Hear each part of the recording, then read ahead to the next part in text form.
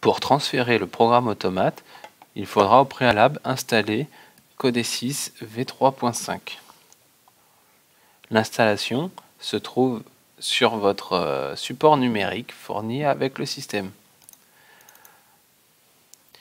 L'installation doit s'exécuter en 3 phases.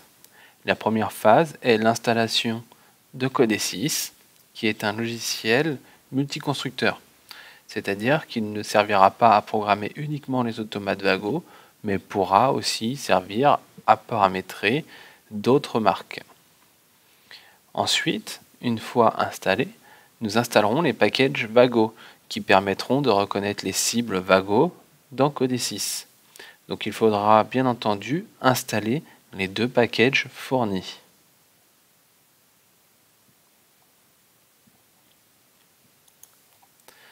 Une fois le logiciel Codesys installé ainsi que les packages, nous allons ouvrir le programme.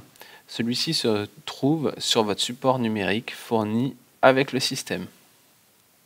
Dans mon cas, je vais prendre un programme d'exemple, programme Vago.project, que je vais ouvrir.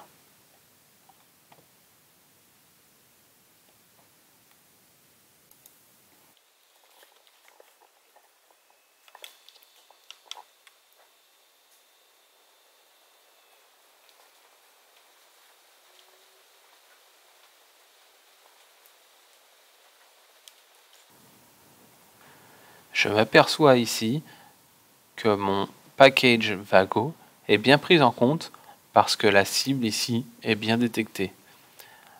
Si les packages ne sont pas installés, la ligne ici serait en erreur. Avant même de transférer le programme dans l'automate, il faut s'assurer que l'automate et le PC soient configurés correctement pour pouvoir communiquer ensemble. C'est-à-dire que mon PC ait une adresse IP, mais également mon automate. Pour que la communication entre les deux soit fonctionnelle, il faut également que les 3 premiers chiffres de l'adresse IP soient identiques. Par contre, le 4e doit être différent.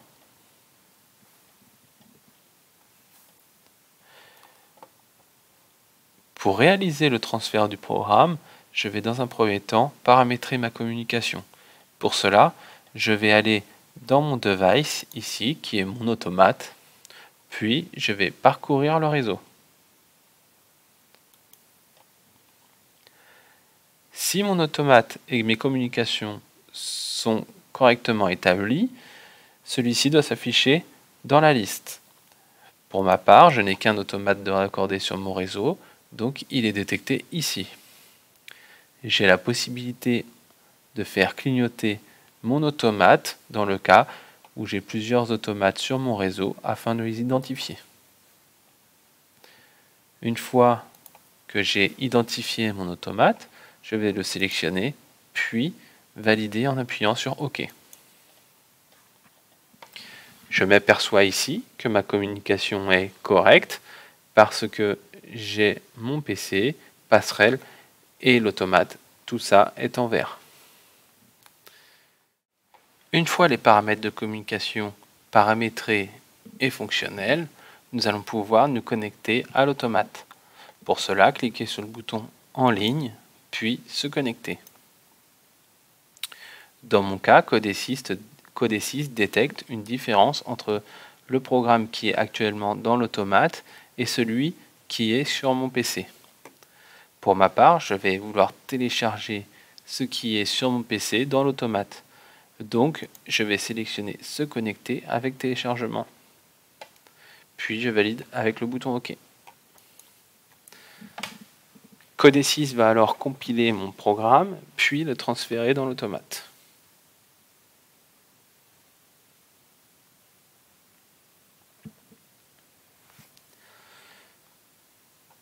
Une fois le transfert terminé, je m'aperçois ici que mon automate est en stop, c'est-à-dire que le programme qui est envoyé ne fonctionne toujours pas, il n'est pas exécuté.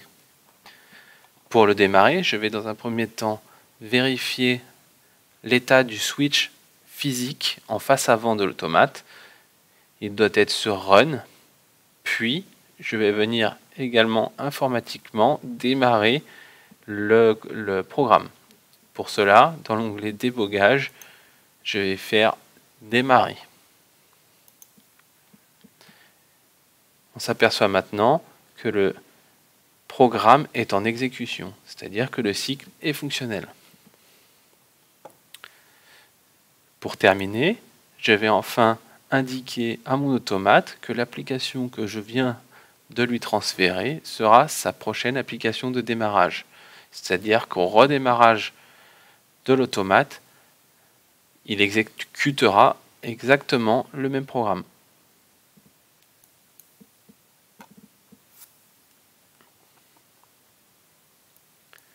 Pour terminer, la dernière étape va être de transférer mon programme dans l'automate afin de pouvoir le récupérer si besoin. Pour cela, on va sélectionner l'onglet « Charger le code source dans l'automate ».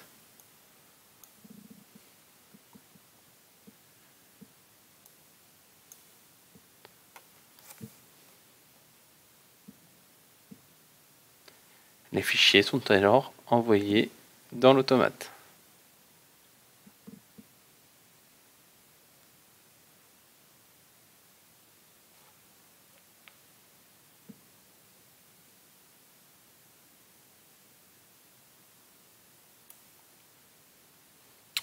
Une fois terminé, je vais pouvoir cliquer sur le bouton en ligne, puis se déconnecter.